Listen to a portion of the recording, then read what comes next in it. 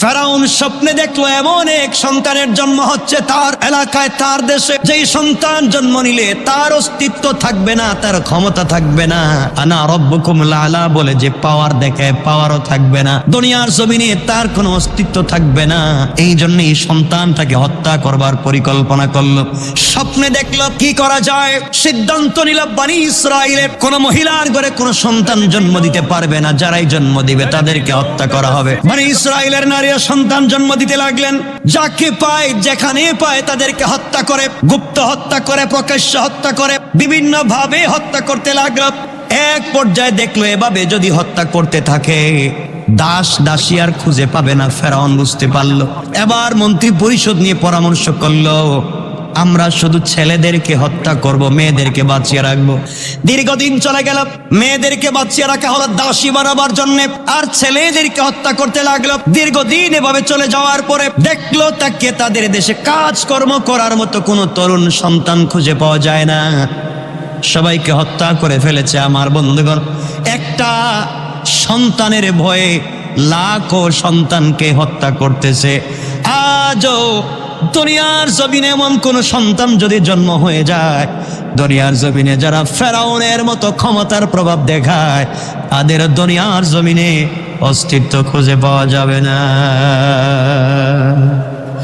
আমার মুসলমান বন্ধুগণ, এবার ফেরাউন সিদ্ধান্ত নিল 1 বৎসরের সন্তানকে আমরা বাঁচিয়ে রাখবো, আর 1 বৎসরের সন্তানকে আমরা হত্যা করব। যেই বৎসরে সন্তানগুলাকে বাঁচিয়ে রাখবার কথা, এই বৎসর আল্লাহ তাআলা জন্ম দিলেন মুসা আলাইহিস সালামের ভাই হযরতে হারুনকে। হযরতে হারুন জন্ম নিলেন। যেই বৎসর সন্তানকে বাঁচিয়ে দেওয়া হবে, ওই বৎসরে হযরতে হারুন জন্ম নিলেন। আর যেই বৎসরে সন্তানদেরকে জবাই করে মারবার কথা, ওই বৎসরে আল্লাহ তাআলা জন্ম দিলেন। যেই সন্তানকে উপলক্ষ করে এতগুলা সন্তানকে হত্যা করা হয়, সেই সন্তান হযরতে মুসা। আল্লাহু আকবার। আমরা লম্বা ঘটনার দিকে যাব না। মুসা জন্ম নিলেন। আমার বন্ধুগণ, মুসা আলাইহিস সালাতু ওয়াস সালাম জন্ম নিয়েছেন। মুসা জন্ম নেওয়ার পরে ফেরাউনের বাহিনী ঘরে ঘরে যায়, সন্তানদেরকে হত্যা করে ফেলতে চায়। মুসার আশ্চর্য হয়ে গেলেন, আমার ঘরে ঢুকবে, আমার সন্তানটাকে হত্যা করে ফেলবে। সারাদিন কান্না করলেন।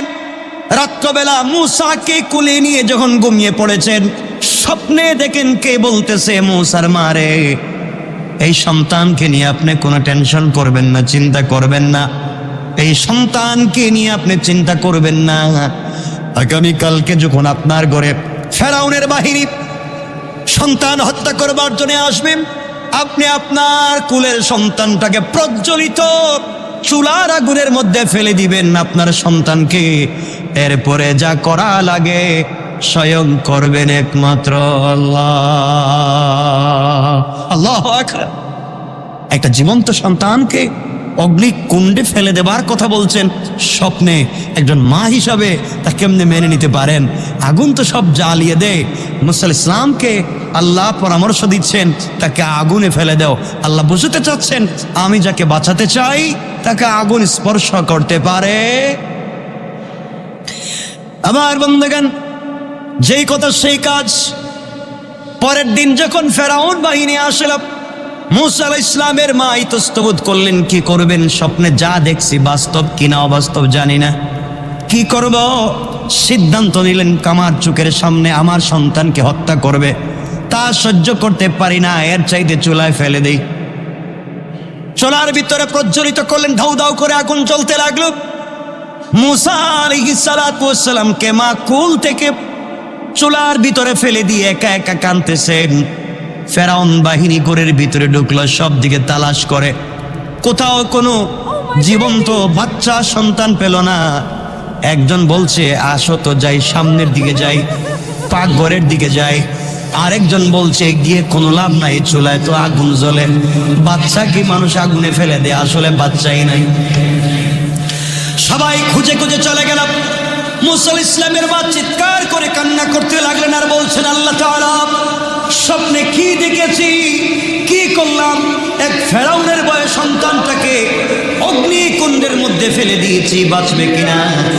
মুসা আলাইহিস সালামের মা কাঁদতে কাঁদতে যখন তিনি আগুনের কাছে গিয়েছেন, তাকাইয়া দেখেন হযরতে মুসা শিশু অবস্থায় আগুনের ভিতরে বসে বসে জান্নাতের সেফ আপেল ফল নিজে হাতে নিয়ে খেলাধুলা করতেছে।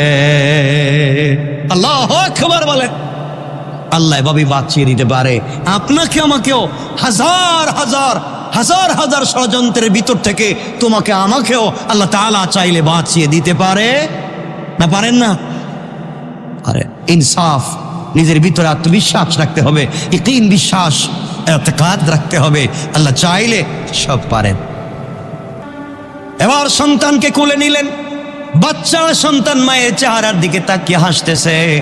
তাকাইয়া দেখলেন মুসা আলাইহিস সালামের শরীর থেকে একটা পশম জ্বলা তো দূরের কথা, তার শরীরের কাপড় পর্যন্ত আগুন লাগে না। আল্লাহু আকবার। আল্লাহ পারেন কি পারেন না? তো সে আল্লাহকে, আল্লাহ এত কিছু পারেন, আমরা কেন সে আল্লাহকে দিল থেকে সত্যিকার অর্থে ভালোবাসতে পারি না? একটা হরিণের আর একটা সিংহের গতিবেগ ঘন্টায় 80 কিলোমিটার। 80 কিলোমিটার বেগে একটা সিংহ দৌড়াতে পারে, তার চাইতে আরো বেশি দ্রুত গতিতে দৌড়াতে পারে একটা হরিণ। কথা বুঝতে পেরেছে? তার চাইতেও দ্রুত। কথাগুলা যুবকদেরকে বলছি শোনো। একটা হরিণ যখন একটা সিংহের পাশাপাশি থাকে, যখন সিংহ তাকে খেতে চায়, তখন হরিণ দ্রুত গতিতে দৌড়ায়। হরিণ নিজেকে চেষ্টা করে যেভাবেই হোক আমাকে সিংহ থেকে বাঁচাতে হবে, আর সিংহ চিন্তা করে রাত আর দিন যাই হোক ওকে আমাকে পেতেই হবে। কথা বুঝতে পেরেছে? দুজন দৌড়াচ্ছে, একজন নিজেকে বাঁচাবার আশায় আর একজন তার খাবার খাওয়ার আশায়। দুজন দৌড়ায়, কিন্তু সন্ধ্যার আগে আগে সিংহকে, এই হরিণকে অবশ্যই সিংহ শিকার করতে পারে। অথচ সিংহের চাইতে হরিণের গতি বেশি ছিল, তারপরও কেমনে ধরে ফেলে? এর অর্থ হচ্ছে হরিণ সামনের দিকে দৌড়ায়, কিছু দূর যাওয়ার পরে পিছন দিকে তাকিয়ে দেখে সিংহ কত দূর আসছে, কত দূর সিংহ।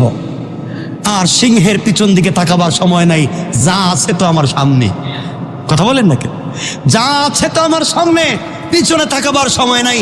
এই জন্যে হরিণ সামনে যায় আর পিছনে তাকায়। পিছনে তাকাতে তাকাতে 100 বার তাকাতে তাকাতে তার দূরত্ব কমে যায়, আর সিংহ না তাকাবার কারণে কাছাকাছি পৌঁছে যায়। কথা বুঝতে পেরেছেন? এই জন্য যুবকদেরকে বলছি, ভাই, তোমার পিছনের জিন্দগিতে অতীতে কি হয়েছে? তোমার অতীতের চরিত্রে স্খলন ছিল, তোমার অতীতের জিন্দগিতে অন্যায় ছিল, তোমাদের অতীতের জিন্দগিতে ব্যর্থতা ছিল। ওদিকে তাকাবার সময় নাই, তোমার ভবিষ্যৎ 100% পরিষ্কার। কথা বলেন না কেন? এখনো ভবিষ্যৎ নষ্ট হয়ে যায়নি, ভবিষ্যতে কোনো স্খলন আসেনি, ভবিষ্যৎ সামনে। পিছনে থাকাবার সময় নাই, সামনে দৌড়াতে থাকো, আজ না হয় কাল মঞ্জিলে মকসুদে পৌঁছে যাবে ইনশাআল্লাহ। কে যেন বলছে নদীতে বসিয়ে দাও সন্তানকে। গভীর রাত্রে স্বপ্নে দেখলেন, ঘুম থেকে উঠলেন, নৌকা পাবেন কোথায়, মিস্ত্রি পাবেন কোথায়, কি দিয়ে নৌকা বানাবেন? মা যখন ঘরের বাহিরে হাঁটাহাঁটি করলেন, হঠাৎ করে তাকাইয়া দেখেন ঘরের আঙ্গিনায়, উঠানে, আপনারা কি বলেন? উঠানি তো বলেন। ঘরের আঙ্গিনায় উঠানে লম্বা জুব্বা পরা, মাথায় পাগড়ি পরা, কাঁধের মধ্যে একটা বস্তা নিছে, কাঁধের মধ্যে একটা বস্তা নিয়ে একজন মিস্ত্রি উঠানের মধ্যে হাঁটাহাঁটি করতেছে। জিজ্ঞেস করলেন, তুমি কে? আমি মিস্ত্রি, নৌকা বানাই, আমি সিন্দুক বানাই, নৌকা বানাই, সব আমি বানাই। মুসা আলাইহিস সালামের মা চিন্তা করলেন, আমি তো সিন্দুক বানাতে চাই, ও দেখতেছি আমার বাড়িতে হাঁটাহাঁটি করে, এমন চেহারার কোন মিস্ত্রি তো জিন্দগিতে দেখলাম না। মিস্ত্রি বলছে, আম্মা জান আপনি কি চান? বাবারে আমি একটা সিন্দুক বানাতে চাই, স্পেশাল সিন্দুক বানাতে চাই, কিন্তু তোমাকে দিয়ে আমি কেমনে বানাবো?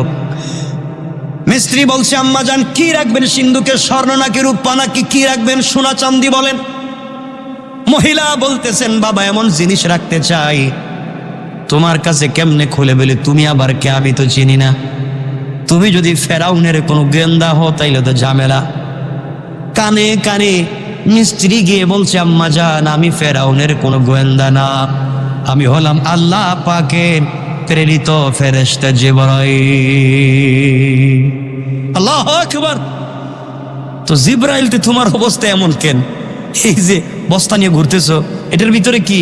ওইটার ভিতরে আছে হাতুড়ি। আর কি কি লাগে? হাতুড়ি লাগে, হ্যাঁ, লোহা, করাত, এগুলাই। কতে তো ঠিক আছে, আমি তো একটা এই সিন্দুক বানাতে চাই, আমার একটা ছেলে আছে, নাম রাখছি মুসা, এই ছেলেটার এটার ভিতরে ঢুকাইয়া বাসায় দিতে চাই। জিবরাইল বলতেছে মনে মনে, এই কাজ তো আল্লাহ আমার দিয়েই পাঠাইস। সুবহানাল্লাহ বললেন না? কই এই কাজের জন্য তা আমি পারফেক্ট, আমি খুব ভালো গোপনীয়তার সাথে এমন সিন্দুক বানিয়ে দিতে পারবো। আচ্ছা ঠিক আছে, কি কি দেওয়া লাগবে? কাঠ দেন।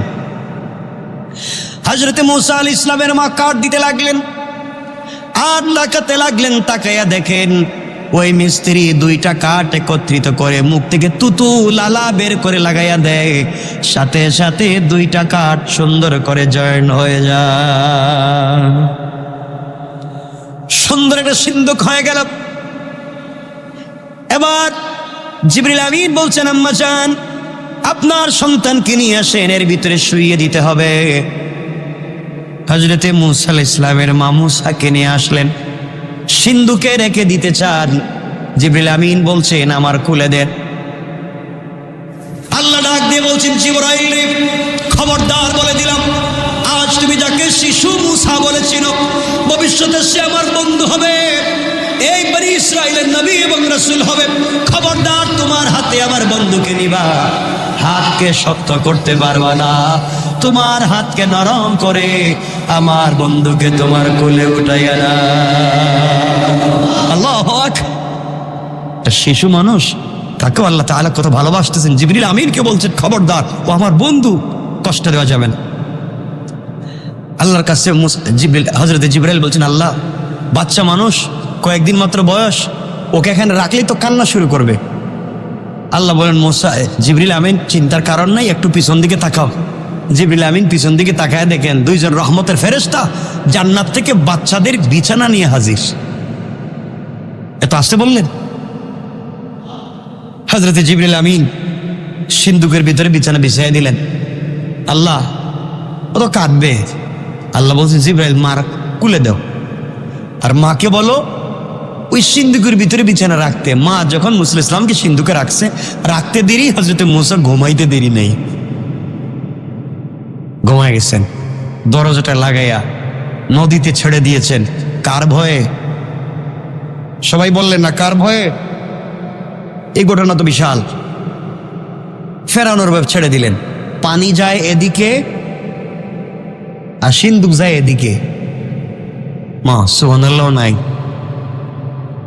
মুসা আলাইহিস সালামের এক বোন ছিল, সে জঙ্গলে গিয়ে দেখতেছে বিষয়টা কি, দেখি তো কই যায় কই যায় কই যায়।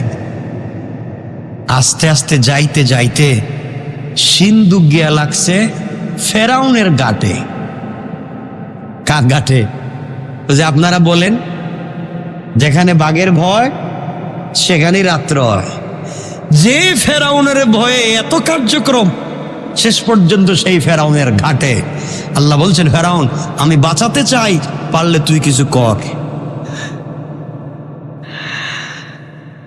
এখানে 2টা, কেউ বলছেন ফেরাউনের স্ত্রী হযরতে আসিয়ার দাসী, আর কেউ বলেছেন তার একটা মেয়ে ছিল পালক, সেই মেয়েটার দাসী পানি নেওয়ার জন্য আসছে, এসে দেখতে চমৎকার একটা সিন্দুক।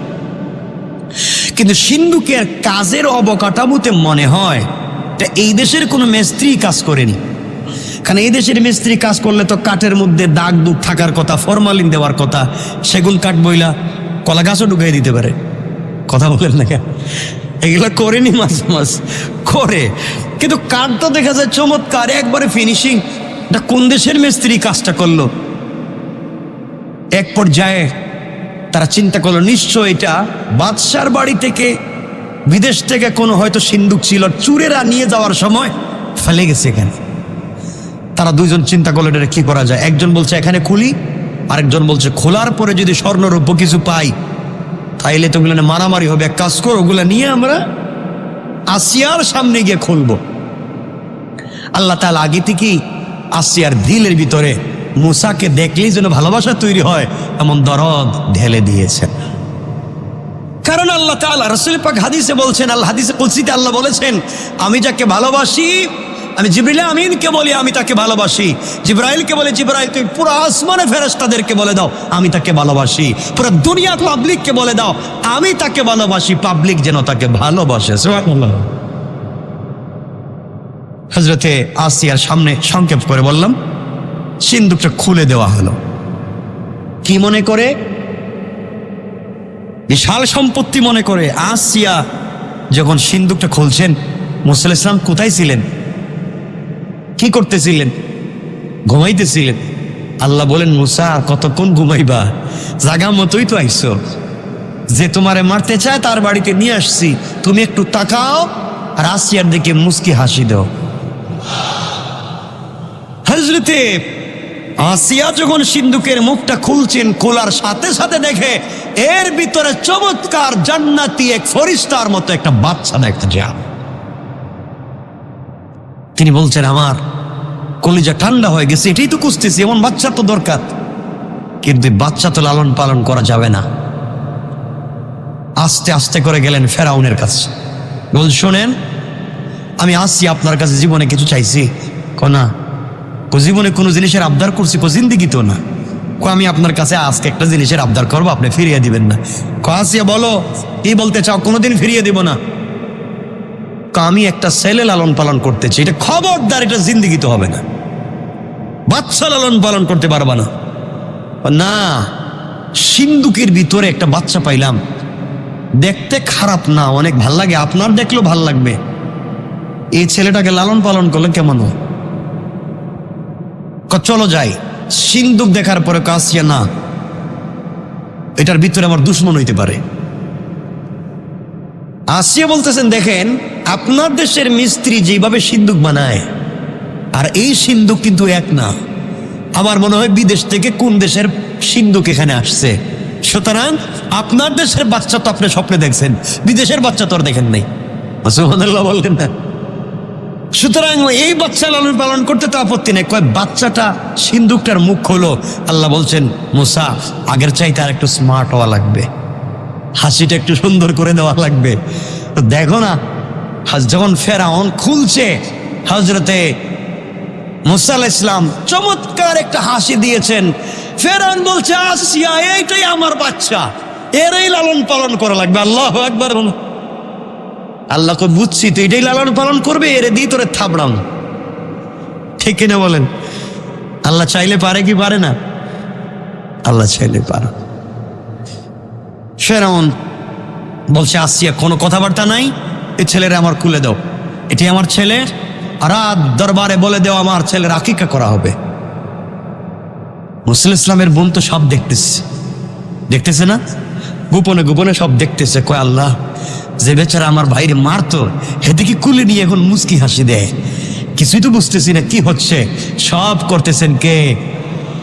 আল্লাহ বোঝাতে চাইলেন, এই দুনিয়ার জমিন থেকে কৌশল করে তোমরা মুসাকে হত্যা করতে চাইলে, আর আমি কৌশল করে তোর ঘরেই মুসাকে বড় করতে চাইলাম। কৌশলটা কার? আল্লাহ। আমার বন্ধুগণ, আল্লাহ মুসা আলাইহিস সালামের দিলের ভিতরে ঢুকাই দিলেন, ফেরাউন যখন তোমারে কুলে নিবে তুমি এমন ওয়া ওয়া করে কান্না শুরু করবা, এটা বন্ধই করবা না। ফেরাউন যখন কুলে নিছে তখন কাঁদতেছে মুসা, কান্না তো বন্ধ করে না। এখন মহাবিপদে, বাচ্চার তো কান্না বন্ধ করা যায় না। ফেরাউন বলছে, আসিয়া আমার রাজ দরবারে ঘোষণা করে যত মহিলা আছে সবাইকে বলো আমার বাচ্চাকে দুধ পান করাইতে, যার দুধ পান করবে তার আমি পুরস্কার দিব।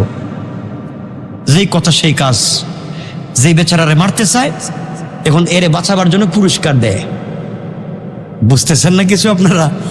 যাকে মারবার জন্য এত আয়োজন, এখন তাকে বাঁচাবার জন্য দেয় পুরস্কার।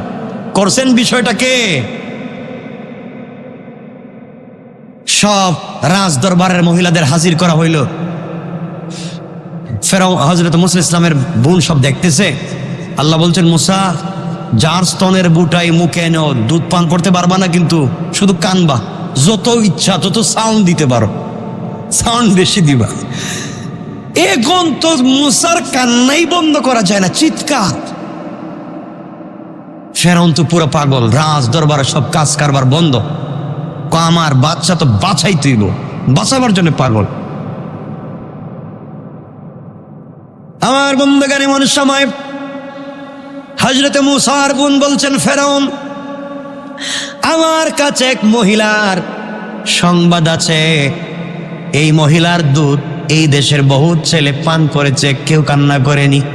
আমার মন বলছে এই ছেলেটা ওই মহিলার দুধ পান করতে পারে। কোন সুবহানাল্লাহ। আল্লাহ বুঝাইয়া দিলেন, মুসারে তোমার মা যখন তোমাকে ফেলে দেয় আমার কাছে দোয়া করে বলেছিল, আল্লাহ তাআলা আমার কলিজার টুকরা সন্তানটাকে ফেরাউনের ভয়ে নদীতে ফেলে দিলাম। আল্লাহ তুমি আমার সন্তানটাকে আবার আমার কোলে তুমি উঠাইয়া দিবা। মুসা আমি ওয়াদা দিয়েছি তোমাকে তোমার মায়ের কোলে উঠাইয়া দিব। এই মুহূর্তে আমি আল্লাহ কৌশল করে তোমার মাকে ফেরাউনের বাড়িতে আমি আনতে চাই এবং তোমাকে তোমার মায়ের কোলে লালিত পালিত করতে চাই। আল্লাহু আকবার। দুশ্মনের বাড়িতে এখন রাজ দরবারের খাবার দাবার চলবে। চিন্তা করেন আল্লাহ কি কৌশল। এই জন্য আল্লাহ রাব্বুল ইজ্জত ওয়াল জালাল বলেছেন, আমি বারবার আয়াত বলি, আমার আল্লাহ বললেন ওয়া মাকারু ওয়া মাকারাল্লাহ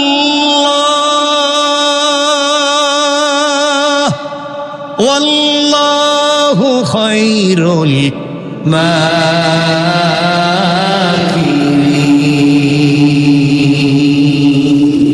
আল্লাহ রাব্বুল ইজ্জত ওয়াল জালাল বললেন, ওরা যত কৌশল করে দিনকে মুছে দেওয়ার জন্য, ওরা জানে না আমার কৌশল তাদের চাইতে আরো 1000 গুণ বড়। কোন ঠিক কিনা?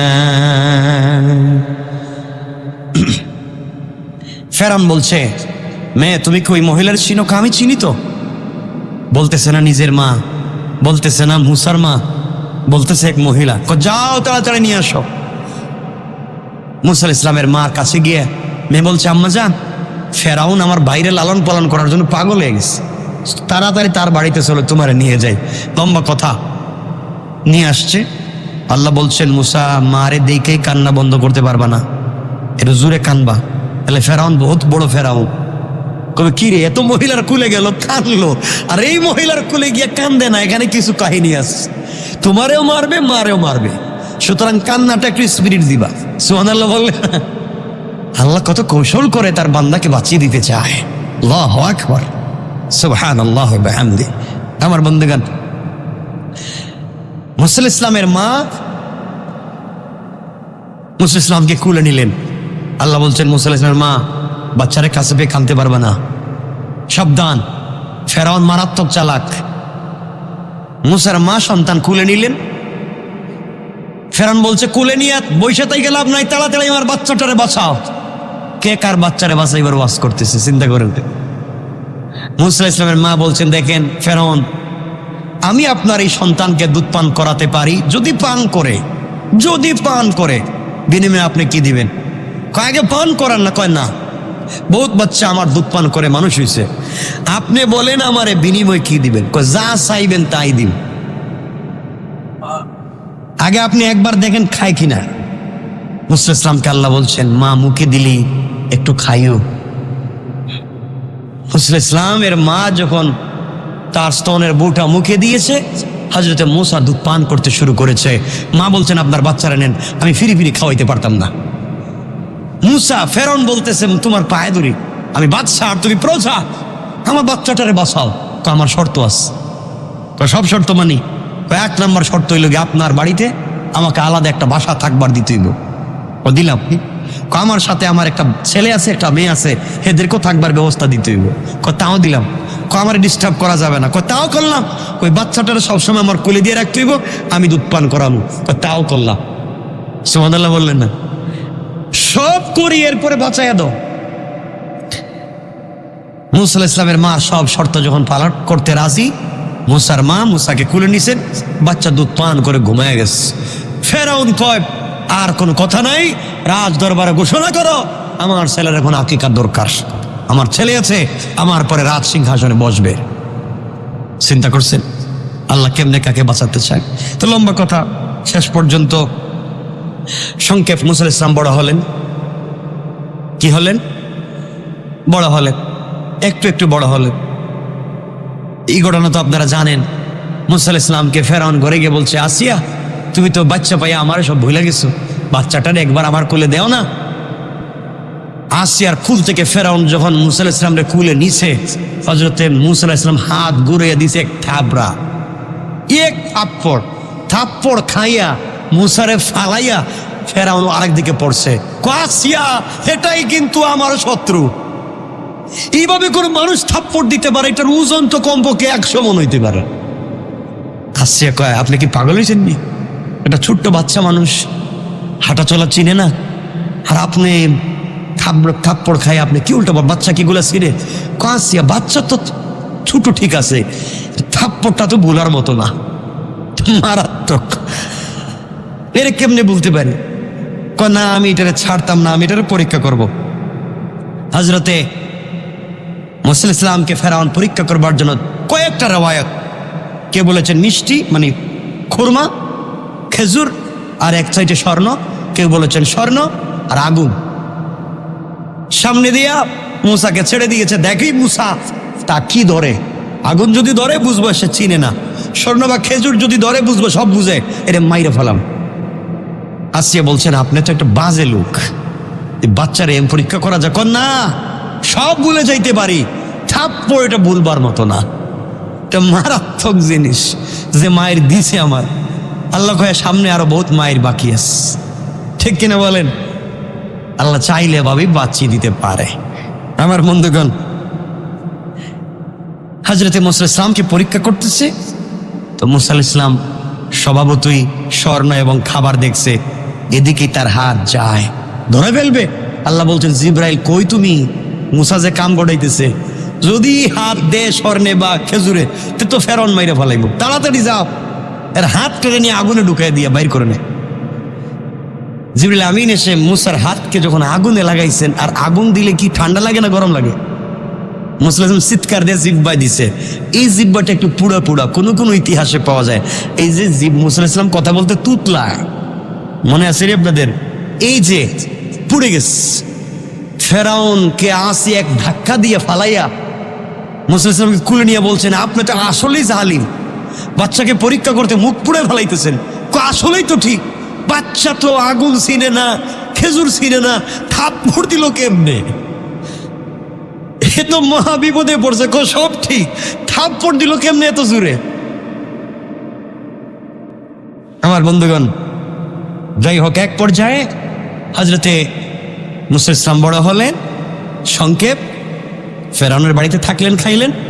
একদিন গিয়ে দেখলেন ফেরাউনের বাবুর্চি অথবা তার কর্মচারী আর বনি ইসরাইলের কেউ, কিবতি আর বনি ইসরাইল, দুইজন মারামারি করতেছে। মুসার তো স্বভাবতই ফেরাউনের বাহিনীরে দেখতে পারে না। দুইজন যখন মারামারি করতেছে, এর ভাঙ্গাবার জন্য একটা থাপ্পড় থাপ্পড় দিছে, এক থাপড়া মরে গেছে। মুসার থাপ্পড় চিন্তা করছেন আপনারা? মরে গিয়েছে, কারণ ফেরাউন ছোটবেলা থাপ্পড় খাইয়া এখনো ভুলতে পারে না। তার ওই বেচারা থাপ্পড় খেয়ে পড়ে গিয়েছে, মরেই গেছে। মুসা আলাইহিস সালাম বুঝলেন ব্যাপার এখন তো খারাপ, ফেরাউন যদি জানতে পারে এই ঘটনা আমি ঘটাইছি, আমারে মেরে ফেলবে। তিনি রাত্রবেলা চলে গেলেন, এই ছেড়ে দিলেন মিশর। রাত্র হাঁটতে লাগলেন, হাঁটতে হাঁটতে হাঁটতে হাঁটতে চলে গেলেন মাদিয়ান বা মাদাইন। যাওয়ার পরে বিকেলবেলা তিনি দেখেন দুইটা ছোট্ট ছোট্ট মেয়ে, ছোট্ট না মোটামুটি এক পর্যায়ের দুজন মেয়ে, তার উটকে, তার পশুকে পানি পান করাবার জন্যে আসছে, কিন্তু কূপের মুখটা বন্ধ। এখানে সে দেখলো কয়েকজন যুবক এসছে, কূপের মুখ খুলেছে, তাদের পশুকে পানি পান করিয়ে আবার আগের মতো লাগিয়ে চলে গিয়েছে। এই মেয়েদের পশুকে তারা পানি পান করায়নি। দুইটা মেয়ে অনেক টানাটানি করছে, কিন্তু কূপের মুখটা খুলতে পারেনি। হযরতে মুসা আলাইহিস সালাম দূর থেকে দেখলেন, পর্দাও সরায় না, আর তার ছাগল, তার এই পশুগুলো কষ্ট পাচ্ছে। মুসা আলাইহিস সালাম কাছে গেলেন, হাত দিয়ে টান দিলেন, কূপের মুখ থেকে ডাকনা সরাইয়া দিলেন। তারা তাকায় দেখি এটা ছোট মানুষ, এত শক্তি করতে গাইল। বাচ্চা তাদের সব পশু পাখিকে ইচ্ছে মতো পানি পান করাইয়া আরো কিছু পানির মশক সাথে নিয়ে বাড়িতে চলে যাচ্ছে। সন্ধ্যা হয়ে গিয়েছে, ওই দিন বাড়িতে ফিরতে দেরি হয়েছে। মুসা আলাইহিস সালাম গাছের ঘোড়ায় বসে বসে একা একা চিন্তা করতেছেন, এখন যাব কোথায়। আর এই দুই মেয়ে ছিল হযরত শুআয়ব আলাইহিস সালামের দুই মেয়ে। তারা বাপের কাছে গিয়ে বলছে, আব্বা জান দেরি হওয়ার উজর খাহি, আজকে আমরা আমাদের পশুকে পানি পান করাতে পারিনি, কেউ আমাদেরকে সুযোগ দেয়নি।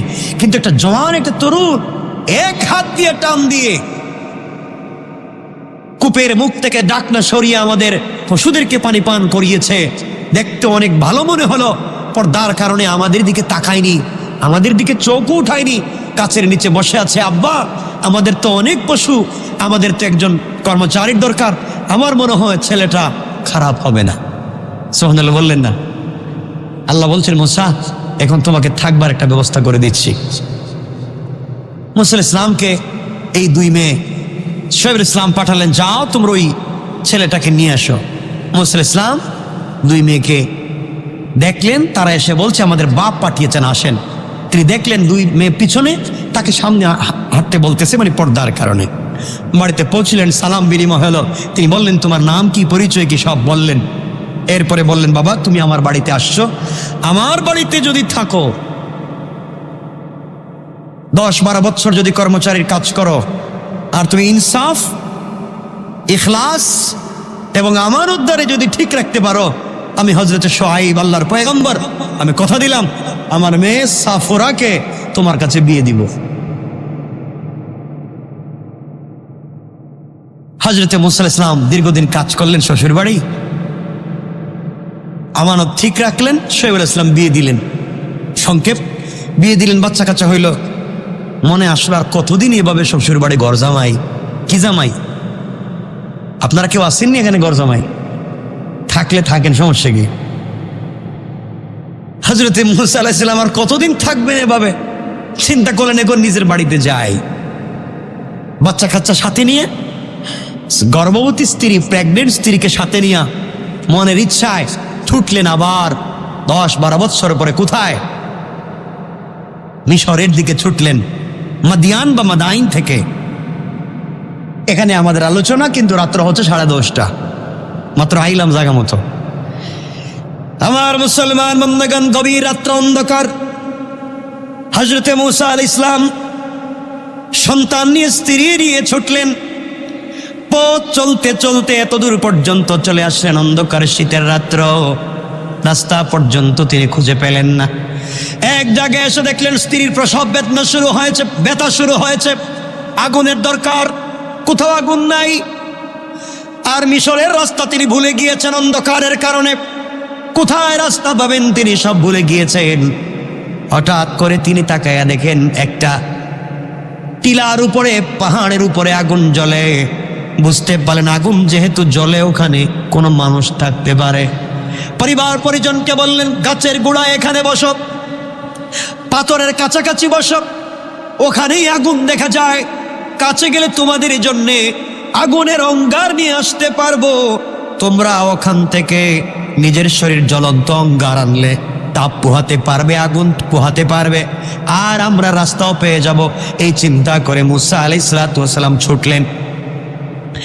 মুসা আলাইহিস সালাম যখন পাহাড়ের কাছাকাছি পৌঁছা গেলেন, যাওয়ার পরে তিনি দেখেন আজীব এক কারবার। ওখানে গিয়ে দেখেন গাছের কাঁচা, জীবন্ত গাছের কাঁচা পাতায় আগুন জ্বলে, কিন্তু গাছের পাতা জ্বলে না। আল্লাহু আকবার। আশ্চর্য হয়ে গেলেন, আগুন ধরতে যায়, আগুন আর দৌড় দেয়। চিন্তা করলেন কোন বিপদে পড়লাম, একদিকে স্ত্রী অসুস্থ, রাস্তা পাই না, আবার আগুন দৌড়ায় কেন? জীবনে কত আগুন দেখলাম, আগুন দৌড়ায় কেন? এই চিন্তা করতে লাগলেন। আমার মুসলমান বন্ধুগণ, হযরত মুসা আলাইহিস সালাম বললেন, যেটা আয়াত আমি পড়লাম, إذ رأى نارا فقال لأهلهم كثوا إني آنست نارا لعلي آتيكم منها بقبس أو أجد على النار هدى হযরত মূসা আলাইহিস সালাম বললেন, দেখো, পরিবারকে বললেন, দাঁড়াও, তোমরা এখানে থাকো, আমি আগুন দেখেছি, হয়তো তোমাদের জন্য সেখান থেকে আগুন আনতে পারবো এবং আগুনের কাছে গেলে পথ নির্দেশ পেয়ে যাবো। এই জন্য মূসা যেতে লাগলেন। যাওয়ার পরে আগুনের কাছাকাছি পৌঁছে গেলেন।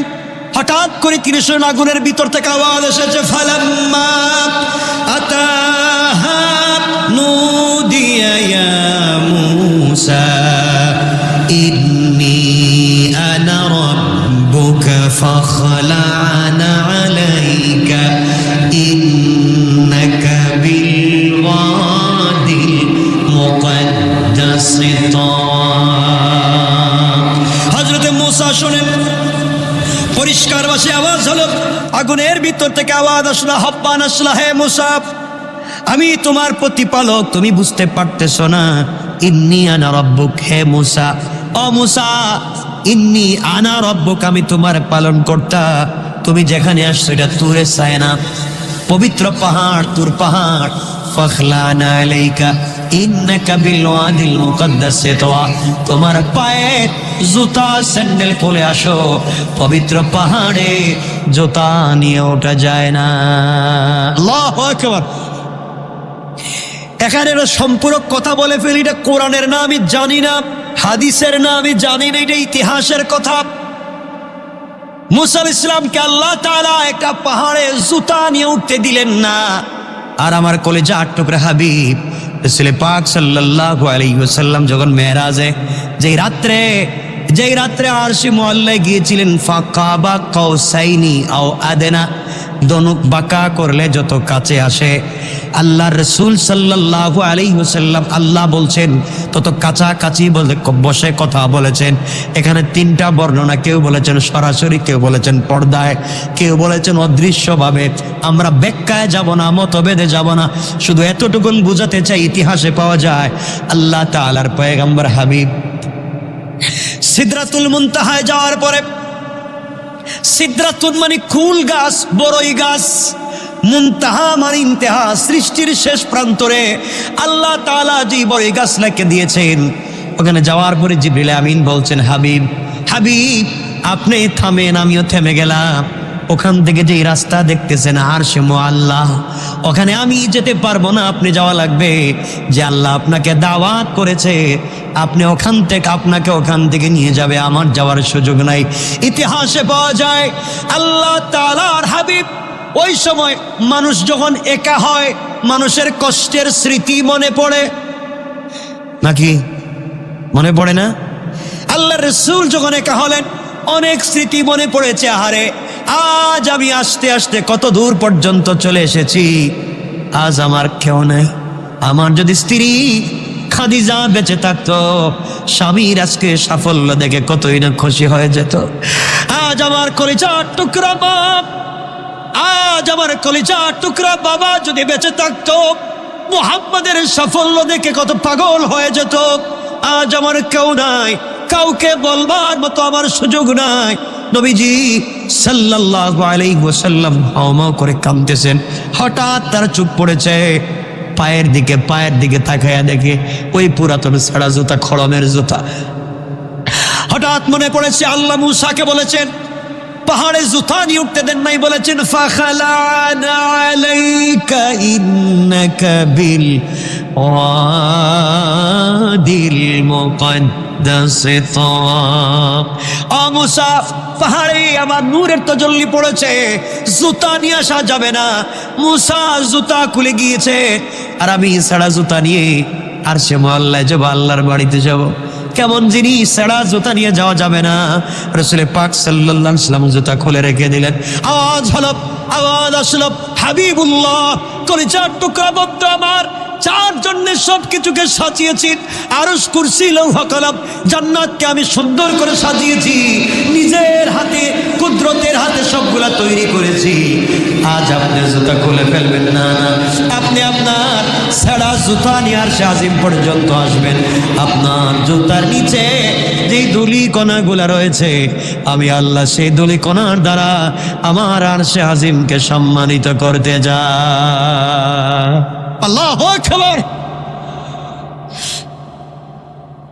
তোমার রাসূল, তোমার হাবিবের কি মর্যাদা ছিল, কি সম্মান ছিল। আজ আমরা সেই সম্মান আর মর্যাদাকে ধরতে পারলাম না। আমার বন্ধুগণ, সেদিকে গেলে ভিন্ন কথা। মূসা আলাইহিস সালামকে আল্লাহ বলছেন, মূসা, এটা পবিত্র পাহাড়, এখানে তুমি কেমনে তুমি আসছো, যেভাবে আসছো তুমি এখানে জুতা খুলে আসো। মূসা আলাইহিস সালাম জুতা খুললেন। মূসা আলাইহিস সালাম জুতা খুলে ওখানে গেলেন, উঠলেন, আল্লাহর সঙ্গে কথাবার্তা বললেন। আল্লাহ রব্বুল ইজ্জতুল জালাল বলছেন, ইন্নানি আনাল্লাহ, ইন্নানি আনাল্লাহ। মূসা, একমাত্র আমি আল্লাহ, আমার ইবাদত করো, একমাত্র আমার ইবাদত করো, আমার দাসত্ব করো। মূসা আলাইহিস সালামকে আল্লাহ রব্বুল ইজ্জতুল জালাল বলে দিলেন। মূসা আলাইহিস সালাম কথাগুলা শুনলেন। এবার আল্লাহর কাছে মূসা বলছেন, আল্লাহ তাআলা, আপনি কি সত্যি আমার সঙ্গে কথা বলতেছেন? আল্লাহ বলেন, মূসা, আমি তো সত্যি বলতেছি। আল্লাহ, আমার তো মন চায়, আমি তো মূসা বাস্তব জিনিস ছাড়া বিশ্বাস করি না, আমি তো সব মানি। আপনি কথা বলতেছেন, দূরে দূরে থাকলে প্রেম ভালোবাসা হয় না, তো কাছাকাছি চায়। আল্লাহ বলছেন, মূসা, আমি জীবনে কারোর সঙ্গে কথাই বলি না, আর তোমার সঙ্গে এভাবে কথা বললাম, তুমি কি চাও? আল্লাহ, আমি দেখতে চাই। সুবহানাল্লাহ নাই? আল্লাহ বলছেন, মূসা, এই স্বপ্ন বাস্তবায়ন হবে না। কি কর, আমার দেখাই লাগবে, আমি না দেখে কিন্তু চাইতাম না। সুবহানাল্লাহ নাই? মূসা কি সাধারণ জিনিস? কথা বলেন না কেন? আজকাল কিন্তু বাংলাদেশে মূসার অভাব নাই। এমন মূসা আছে দাঁড়াইয়া প্রস্রাব করে, কথা বল না কেন? গাঁজা খায়, ফেনসিডিল বিক্রি করে, আছে না নাই? নাম দিছে কিন্তু মূসা, নাম দিছে কি? মূসা। এগুলো আছে না নাই? আছে। দেখবেন গ্রামের লোকের নাম সুন্দর আলী, আর এমন কালো, আছে না? এগুলা কালোর কোনো শেষ নাই, নাম রাখছে সুন্দর আলী। তো এই নাম দিয়ে কি আর কালোর আর কিছু করা যায়? হযরত মূসা আলাইহিস সালাম বলছেন, আল্লাহ, আমি এগুলো কিছু বুঝি না, আপনি আমাকে সরাসরি বলেন, কথা বলবেন কিনা, এই দেখা করবেন কিনা। আল্লাহ বলছেন, মূসা, তুমি বলতেছো ঠিক আছে, কিন্তু দেখা করা তো যাবে না তোমার সঙ্গে। আমি কষ্ট পাইলাম, আমি দেখা না করে যাইতাম না। আল্লাহ বলেন, ঠিক আছে, আমাকে দেখতে চাও? আমাকে দেখা সম্ভব না, তুমি আমার নূরের তজল্লির দিকে তাকাও, এটা আমার নূর, আমার পাওয়ার, আমার লাইট পড়েছে, আমার আলো একটু তাকাও। মূসা আলাইহিস সালাম আল্লাহ যখন বললেন, তাকাইলেন, সাথে সাথে অজ্ঞান হয়ে গিয়েছে, অজ্ঞান হয়ে গিয়েছে। কিছুক্ষণ পরে জ্ঞান ফিরছে। আল্লাহ বলছেন, মূসা, ব্যাপার কি? আল্লাহ, তোমার পায়ে ধরে আর জিন্দিগিতে দেখবার কথা কইতাম না। সুবহানাল্লাহ বললেন না? আল্লাহ, এটা কি? আল্লাহ, আমি তো আর জিন্দিগি তো দেখবার কথা আর কইতাম না, তোমার কাছে আমার দরকার নাই, যেভাবে আছে সেভাবেই, এবং যাওয়ার কথা আমি যাই। আল্লাহকে, মূসা, কথা বাকি আছে তো, তোমার যে বললাম আমার ইবাদত করতে হবে, তোমার তো নবী বানাইতে চাই। দেখেন, চাইতে যদি ঠিক মতো না চাইতে পারেন, মূসা আলাইহিস সালাম গেছেন কি আনতে? আগুন আনতে, সাধারণ চুলার আগুন। আর আল্লাহ দিতে চায় নবুয়ত। সুবহানাল্লাহ বলেন না? চাইলেন ছোট, আল্লাহ দিলেন বড়। এর জন্য চাওয়ার মতো চাইতে হবে, আল্লাহকে এমন ভাবে চাইতে হবে যেন না দিয়া না পারে। তো এই কথা তো আমি আরেকবার বলছি, আল্লাহর কাছে সিস্টেমে চাইতে হইব, যেন পেঁচে ফুড়েও দেওয়া লাগে। মাআযাল্লাহ, আমি কথা বলে ফেললাম আর কি, এভাবে তো রাগ করবেন না। মানে আল্লাহর কাছে চাইতে হবে এভাবে, আর যদি না পারেন, কোন আল্লাহ, আমি কিচ্ছু জানি না, কেমনে চাওয়া লাগে হেডেও জানি না, তুমি জানো কেমনে দেওয়া লাগে। সুবহানাল্লাহ বলবেন না? যে কেমনে চাওয়া লাগে এটা আমি জানি না, এখন কেমনে দেওয়া লাগে এটা তো আপনি জানেন, তাহলে এভাবে আমার দিয়া দেন। তো বনী ইসরায়েলের এক মহিলা ছিল, এটা তো আপনারা জানেনই। বনী ইসরায়েলের এক মহিলা ছিল, মূসা আলাইহিস সালামকে বলছে, মূসা, আল্লাহর কাছে তো বারবার কথা বলি, যে কথায় কথা চলে আসে, তো মূসা, আল্লাহর সঙ্গে তো বারবার কথা বলো, আল্লাহরে বলো না, আমার যে জীবনে টাকা নাই, পয়সা নাই, বুড়া মানুষ, বাচ্চা নাই, আমার জীবনে কি কোনো আশা ভরসা নাই? আল্লাহরে বুঝি গাই। মূসা আলাইহিস সালাম আল্লাহর কাছে বলছেন, কথাবার্তার বলে এক পর্যায়ে একদিন বলেন, আল্লাহ, তোমার এক বান্দি আছে, বয়স হয়ে গেছে, বুড়া মানুষ, টাকা পয়সা নাই, গরিব মানুষ, বাচ্চা কাচ্চা নাই, তার আশা অনেক, পুরা হবে কি হবে না এটা জানতে চায়। আল্লাহ বলছেন তাকে জানাইয়া দিও তার একটা দোয়া কবুল হবে। কয়টা? সে যদি সম্পদ চায় সম্পদ দিব, সে যদি হায়াত চায় হায়াত দেব, সে যদি বাচ্চা কাচ্চা চায় ওটা দিব। মানে সে যা চাইবে। কয়টা? চিন্তা করলো আমি যদি হায়াত চাই, আল্লাহ যদি হায়াত দেয়, টাকা পয়সা দেয় না, তো এই ভিখারির জীবন দিয়ে লাভ কিতা? কথা বুঝেন নাই? ও চিন্তা করলো আল্লাহ যদি আমার সম্পদ দেয়, হায়াত দেয় না, তাহলে খাইব কেনা? কথা কন না কেন? মহিলা চিন্তা করলো ওটা তো মহা বিপদে পড়লাম, দোয়া তো একটা কবুল হইব। মহিলা দোয়া করতেছে, আল্লাহ দোয়া একটাই, আমি তোমার কাছে কিচ্ছু চাই না, আমি চাই আমার পঞ্চম ছেলের ঘরের ষষ্ঠ নাতির ঘরের পন্থী হের হাতে সোনার প্লেটে খাবার চাই। চিন্তা করছেন দোয়া কই থেকে কই লইয়া গেছে? তাহলে এই পর্যন্ত যাইতে হইলে হায়াত লাগবো না? লাগতো না? এই পর্যন্ত সোনার প্লেট পাইতে হইলে সম্পদও লাগবো, আর এত দূর যাইতে গেলে বাচ্চা কাচ্চাও লাগবো। তাহলে এক দুয়ার ভিতরে সব ঢুকাই দিস। সুবহানাল্লাহ বললেন না? এভাবেই বুদ্ধি করে দোয়া করা লাগবে, তাইলে আমাদের দ্বারা সম্ভব। হ্যাঁ, আপনারা তো এমন সিস্টেমে দোয়া করবেন, আল্লাহ ওর জন্য কপালে ঠাড়া পড়ে, আল্লাহকে দরকার নাই ঠাড়া ফেলা, এবার তো দোয়া কবুলেরও দরকার নাই। এর জন্য দোয়া করতে হবে তো কল্যাণের জন্য, উপকারের জন্য। কথা কি বুঝতে পেরেছেন? আপনাদের মনে কষ্ট হচ্ছে এখন? আল্লাহ রাব্বুল ইজ্জাতুল জালাল বলছেন, ওয়া আনা আখতারতুকা ফাসতামি লিমা ইউহা। মুসা শোনো, আমি তোমাকে মনোনীত করেছি, প্রত্যাদেশ দিচ্ছি, শোনো, আমি তোমাকে নবী এবং রাসূল বানাতে চাই। সুবহানাল্লাহ বলেন। আল্লাহ বলছেন, শোনো, ইন্নানি আনাল্লাহ ইল্লা আনা ফাবুদনি ওয়া আকিমিস সালাতা লিযিকরি। তুমি বলে দাও আমি ছাড়া কোনো ইলাহ নাই, আর আমার শরণে ইবাদত করো, আমার শরণার্থে সালাত পড়ো। এগুলা বলে দাও। এরপরে কিয়ামত সম্পর্কে কথা বলেছেন আল্লাহ রাব্বুল ইজ্জাতুল জালাল। কথা বলতে বলতে বললেন, মুসা কিয়ামত মানুষ বিশ্বাস করবে না, তুমি ভালো করে বুঝাইয়া দিও কিয়ামত কি। ইন্নাস সাআতা, আল্লাহ বলছেন শোনো মুসা, কিয়ামত সম্পর্কে মানুষ বিশ্বাস রাখে না, যে ভুল পথে চলে তাকে বুঝাইয়া দিও কিয়ামত হবে আর আমি তাকে ধরবো। কথাবার্তা বলে মুসা ইসলাম বলছেন, আল্লাহ কথা শেষ নেই, আমার বউ কিন্তু বিপদে আছে, ব্যথা, ডেলিভারির, প্রেগনেন্ট, আমি যাই। আল্লাহ কই ঠিক আছে যা। মুসা ইসলাম যখন ঘুরবেন, আল্লাহ বলছেন, মুসা একটা কথা জিগাই। কি কথা আল্লাহ? কয়েক তোমারে আমি জানতে চাইছিলাম যে ওয়ামা তিলকা বিয়ামিনিকা ইয়া মুসা, ও মুসা তোমার ডাইন হাতিটা কি? এটা সুবহানাল্লাহ বললেন না? তোমার ডান হাতিটা কি? মুসা বলবেন, কালা হিয়া আসা। আল্লাহ এটা লাঠি। কি? কথা শেষ না? এটা কি? লাঠি। আর কিছু লাগে? মুসা আলাইহিস সালাম আল্লাহর সঙ্গে কথা বলতে লাগেন। আল্লাহ বলছেন কি? মুসা বলছেন, কালা হিয়া আসায়া আতাওয়াক্কাউ আলাইহা ওয়া আহুশু বিহা আলা গনামি ওয়া লিয়া ফিহা মাআরিব উখরা। মুসা ইসলাম বলছেন, আল্লাহ এটা আমার লাঠি, এটা আমি বোর দিয়ে হাঁটি, মাঝে মাঝে গাছ থেকে পাতা পাড়ি, বকরিরে খাওয়াই, আরো অনেক বিষয় আছে আপনি বুঝবেন না। সুবহানাল্লাহ বলবেন না? আরো অনেক বিষয় আছে, এটা এত কিছু আপনি বুঝবেন না। আল্লাহ এটা আমার লাঠি, আমি বোর দিয়ে হাঁটি, মাথে মাথে গাছ থেকে পাতা পাড়ি, বকরিরে খাওয়াই, আর বহুত কিছু আছে আপনি এটা বুঝবেন না। আল্লাহ আর কি কি আছে? কেউ উল্টা পাল্টা করলে পিডাই, এটা আমার লাঠির কাজ। পিডাই, মাথা গরম তো, উল্টা পাল্টা করলেই মায়ের শুরু। আল্লাহ বলছেন, মুসা জিগাইলাম হাতি কি, লাঠি বললেই হইতো, এত কথা বললা কেন? আল্লাহ প্রেমিক আর প্রেমিকা যখন কথা বলে তখন বলতেই ভালো লাগে। মোবাইল যদি ব্লাস্ট হয়ে যায় আসে যায় না। দেখবেন আজকালকে কিছু বল্টুমি আমার কাছে আছে, রাত টেলিফোনে কথা বলতে বলতে ফ্রি টক টাইমে নিজের মোবাইলের ব্যালেন্স শেষ, চার্জ শেষ, বাবার মোবাইল আনছে এটাও শেষ, বাবির মোবাইল আনছে এটাও শেষ। এরপরে তার গার্লফ্রেন্ডের সঙ্গে কথা বলার জন্য মূলা সুরের কদু চুরি করে, এরপরে যেন কথা, আমি কথা বলতে চাই, মানে কথা বলতেই যেন ভাল লাগে।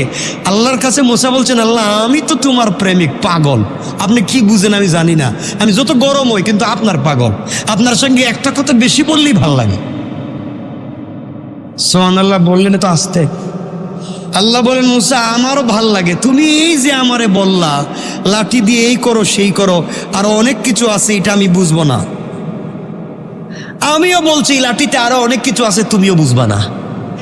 সুবহানাল্লাহ বলবেন না। মুসা কো, আল্লাহ লাঠি আমার, বানাইছি আমি, লাঠিটা পুরানা, এটা পুরানা লাকড়ি, শুকনা। হ্যাঁ আপনি কোন আমি জানবো না? আমি জানি তো বললাম, তুমি জানো না। মুসা আলাইহিস লাঠি আবার দেখছে, রে ঠিক আছে, আল্লাহ আমি এটার কি করবো? আল্লাহ বলেন, ও মুসা তোমার হাতের লাঠি একটু নিক্ষেপ করো, একটু জমিনে রাখো। মুসা আলাইহিস সালাম যখন জমিনে রাখলেন, ফালকাহা ফাইদা হিয়া হাইয়াতুন তাসআ। মুসা যখন লাঠিটা মাটিতে রাখছে, সাথে সাথে বিষাক্ত অজগর সাপ হয়ে দাঁড়িয়ে গিয়েছে। আল্লাহু আকবার। মুসা আলাইহিস সালাম, আল্লাহ এটা কি? এটা আমার লাঠিটা সাপ হইলো কেমনে? আল্লাহ বলছেন, বলছিলাম না এটা আরো কাজ আছে বহুত, তুমি বুঝো না? মুসা কো, আল্লাহ এটা তো মারাত্মক। আল্লাহ বলছেন, মুসা তোমার কি সাহস কম না বেশি? বহুত সাহস আছে আল্লাহ আমার, বহুত সাহস। আল্লাহ বলেন, তাইলে এই সাপের মাথায় ধরো। আল্লাহ এটা তো সম্ভব না। অজগর সাপের মাথায় কেমনে ধরবো? লেজে ধরার কথা কন আপনি? আমি লেজে ধরি। আল্লাহ বলেন, না এটার মাথায় ধরো। মুসা আলাইহিস সালাম আল্লাহকে বলছেন, আল্লাহ এটা যদি আমার খায় ফেলায়, যে বিষাক্ত ফস করে উঠে। আল্লাহ বলছেন, ধরো না। হযরত মুসা আলাইহিস সালাম যখন চোখ এদিকে ঘুরাইয়া লাঠির মাথায় সাপ মনে করে ধরছে, থাকায় দেখে তার লাঠি।